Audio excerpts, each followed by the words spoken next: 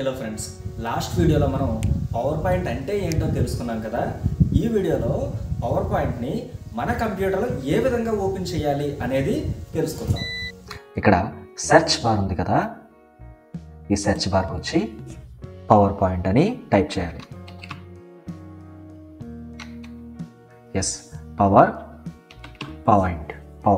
Okay, ఇక్కడ నేను click చేస్తాను, లేదా ఇక్కడైనా క్లిక్ చేయొచ్చు. క్లిక్ చేస్తే మనకి ఇక్కడ బ్లాంక్ డాక్యుమెంట్ అనేది వచ్చింది కదా. బ్లాంక్ డాక్యుమెంట్ ఇక్కడ మనం క్లిక్ చేయాలి. బ్లాంక్ డాక్యుమెంట్ మీద క్లిక్ చేసిన తర్వాత మనకి యూజర్ ఇంటర్ఫేస్ ఈ విధంగా కనిపిస్తుంది. ఇప్పుడు మీకు నేను ఒక రెక్టాంగులర్ షేప్లో చూపిస్తున్నాను కదా. ఇదంతా ఇక్కడి నుంచి ఇక్కడి వరకు దీన్ని ఏమంటారంటే రిబ్బన్ అని అంటారు. ఓకే, రిబ్బన్లో ఈ పైన హోమ్ అని, ఇన్సర్ట్ అని, డ్రా అని ఇట్లాగా డిఫరెంట్ ఆప్షన్స్ ఉన్నాయి కదా. వీటిని ఏమంటాము అంటే ట్యాబ్స్ అంటాం. ఒక్కొక్క ట్యాబ్లో ఇక్కడ హోమ్ ట్యాబ్లో క్లిక్ బోర్డ్ అని, తర్వాత స్లైడ్స్ అని, ఫాంట్ అని, పారాగ్రాఫ్ అని ఇట్లాగా డిఫరెంట్ ఉన్నాయి కదా. వీటిని గ్రూప్స్ అని అంటారు. సరేనా?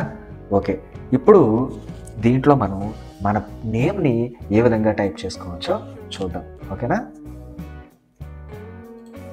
సరే, ఇక్కడ క్లిక్ టు యాడ్ టైటిల్ అని ఉంది కదా. క్లిక్ టు యాడ్ టైటిల్ అని వచ్చింది కదా. ఇక్కడ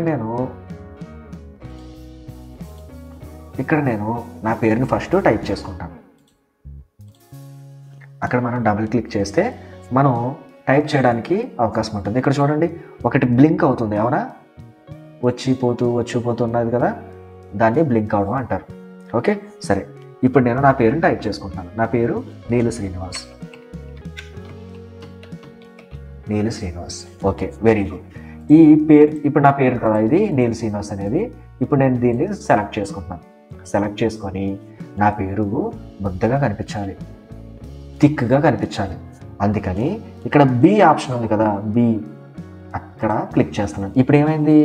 నా పేరు ముద్దగా అయింది కదా. గుడ్. నా పేరు కొంచెం వంచి రాయాలి నేను. అందుకని ఏం చేస్తున్నానంటే ఇక్కడ ఐ ఉంది కదా, దాన్ని ఇటాలిక్ అంటారు. అక్కడ చేశాను. ఇప్పుడు చూసారా, నా పేరు కొంచెం వంచి కనబడుతుంది.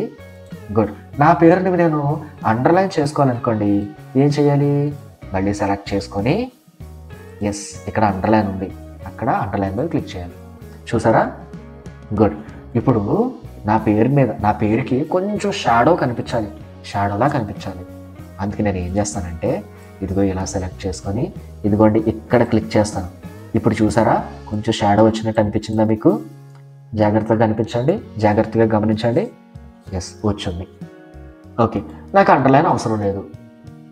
నేను ఇప్పుడు ఇదంతా సెలెక్ట్ చేసుకుంటే ఇవన్నీ సెలెక్ట్ అయి ఉన్నాయి కదా, అంటే ఇవన్నీ అప్లై అయ్యాయని అర్థం. ఇప్పుడు నేను అండర్లైన్ మీద మళ్ళీ క్లిక్ చేశాను. ఏమైంది?